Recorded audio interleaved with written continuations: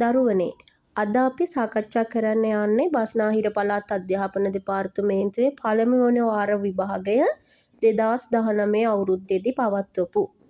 ඉතින් ඔයාලා දන්නවා අදත් අපි 11 ශ්‍රේණිය පළවෙනි පත්‍රයටයි මේ පිළිතුරු ලියන්න යන්නේ. ඒකේ මේ වෙද්දි ඔයාලා දන්නවා පළවෙනි පත්‍රයට තියෙනවා පළවෙනි පත්‍රයේ කොටසට කෙටි ප්‍රශ්න 25කුත් මේ ආකාරයට B පත්‍රයේ මේ පත් කොටසට ගැටලු 5කුත් දීලා තියෙනවා කියන එක. එහෙනම් දැන් අපි නැවත යමු ඉදිරියට. පළවෙනි ගණන් 25ට ලකුණු 2 ගානේ තමයි අපිට ලැබෙන්නේ. B පාර්ට් එකේ ගණන් 5ට ලකුණු 10 ගානේ ලකුණු 100ක් අපිට පළවෙනි පත්‍රය සඳහා හිමි වෙනවා. දැන් බලමු පළවෙනි ප්‍රශ්නය තියෙනවා රුපියල් 1000ක් වටිනා භාණ්ඩයක් ආනයනයේදී 6%ක තීරු බද්දක් ගෙවිය යුතුය. තීරුබදු මුදල සොයන්න. මොකද්ද කියන්නේ රුපියල් 1000ක් වටිනා භාණ්ඩයක් ආනයනයේදී 6%ක තීරු බද්දක් ගෙවිය යුතුය. තීරුබදු මුදල සොයන්න. එහෙනම් පුතේ අපිට ගන්න පුළුවන් වටිනාකම රුපියල් 1000යි 1000ට 6%ක්. දැන් බලන්න මේ බිංදු දෙකට මේ බිංදු දෙක කපන්න පුළුවන්. අපිට එහෙනම් එනම තීරුබද්ද 10 ගුණ කිරීම 6 රුපියල් 60ක්. ඊළඟට අපි දෙවෙනි ගැටලුවට යමු වෙමු. ඒකේ තියෙන එකතු කරන්න මොනවද අපිට මේ දීලා තියෙන්නේ විජීය භාග දෙකක්. එහෙනම් පුතේ අපි කලින් දන්නවා විජීය භාග දෙකක් එකතු කරන්න නම් හරයන් සමාන වෙන්න ඕනේ.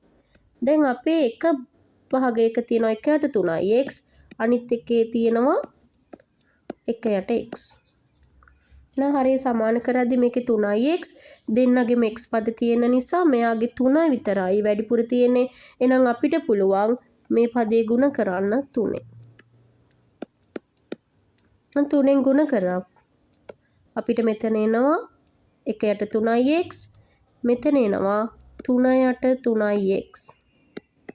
එයි අපි දන්නවා 1 වරක් 3 3යි x 3ෙන් ගුණ කරා 3යි x. එහෙනම් පොදු හරය අපිට එනවා 3යි x 1යි 3යි එකතු කරන්න 1යි 3යි එකතු කරොත් අපිට කීය දෙන්නේ 4යි. එහෙනම් පිළිතුර එනවා 4යට 3යි x.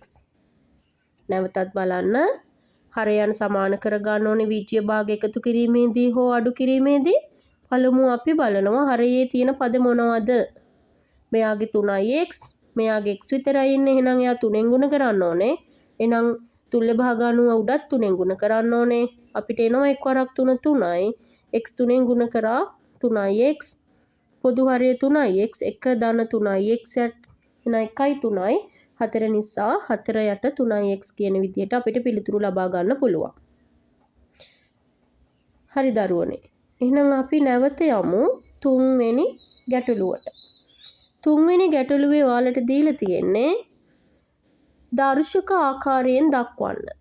මොන ආකාරයෙන්ද? දර්ශක ආකාරයෙන්. පළමුව අපි බලනවා අපිට දීලා තියෙන්නේ මොන ආකාරයෙන්ද? දීලා තියෙන්නේ ලඝු ගණක නිසා ලඝු ගණක එකේ මෙතන මේ 5 කියලා දීලා තියෙන්නේ අපිට පාදය. මොකද දීලා තියෙන්නේ පාදය. 3 කියලා දීලා තියෙනවා අපිට දර්ශකය. අපි දන්නවා ලඝු ගණක ආකාරයෙන් ලියද්දී දර්ශකය තමයි තනියම ලියවන්නේ. එහෙනම් මේ ඉන්නේ සංඛ්‍යාව.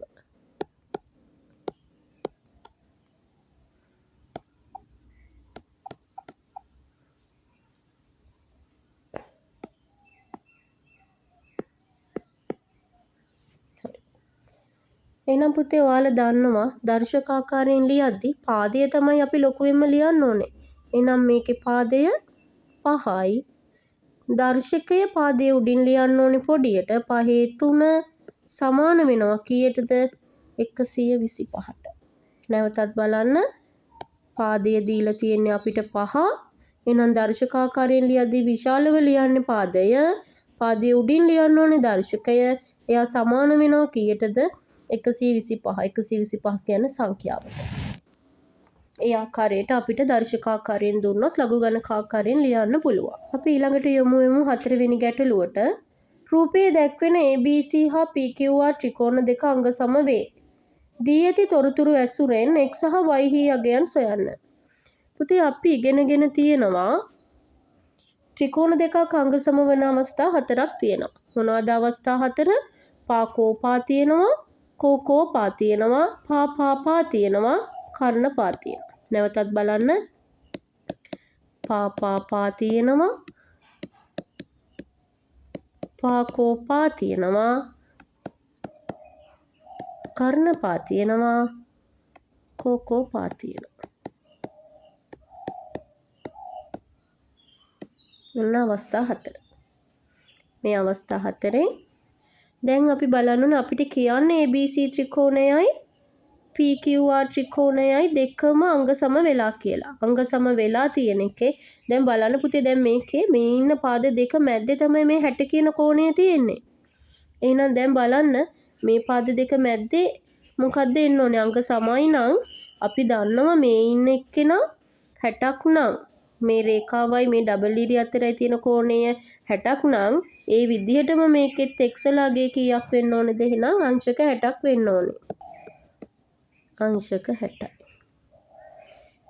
ඒ ආකාරයෙන් බලන්න මේකේ මේ තනි ඉර ගහපු පාදය කෙලින් තියෙන්නේ C කෝණය, මේකේ තනි ඉර කෙලින් තියෙන්නේ y කෝණය. එහෙනම් මෙතන ඉන්න C කෝණයට මෙතන ඉන්න y කෝණය සමානයි.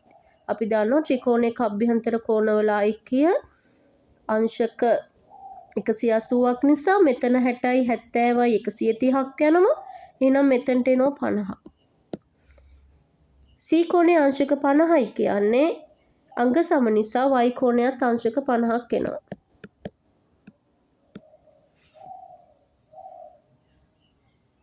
නැවතත් බලන්න ත්‍රිකෝණයක අභ්‍යන්තර කෝණ ඓක්‍ය අංශක 180යි 60යි 70යි 130යි. එහෙනම් 130ට තව 50ක් ඕන 180ක් වෙන්න.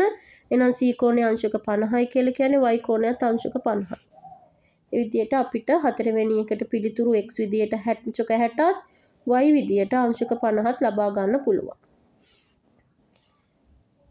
ඊළඟට අපි 5 වෙනි ගැටලුවට යමු වෙමු.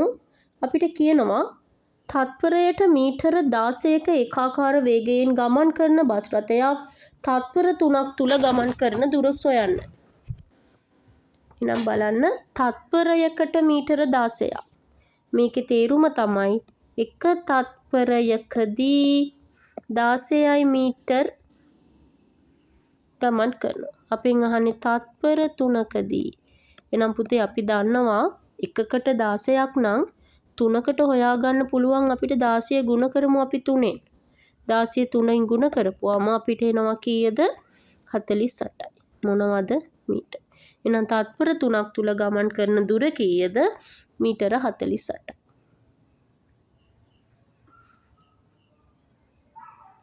ඊළඟට 6 වෙනි ගැටලුව x y හා 2x වර්ග යන ප්‍රකාශන දෙකෙහි කුඩාම පොදු ගුණාකාරය සොයන්න. x y xy x ගුණ කිරීම y දෙකක් x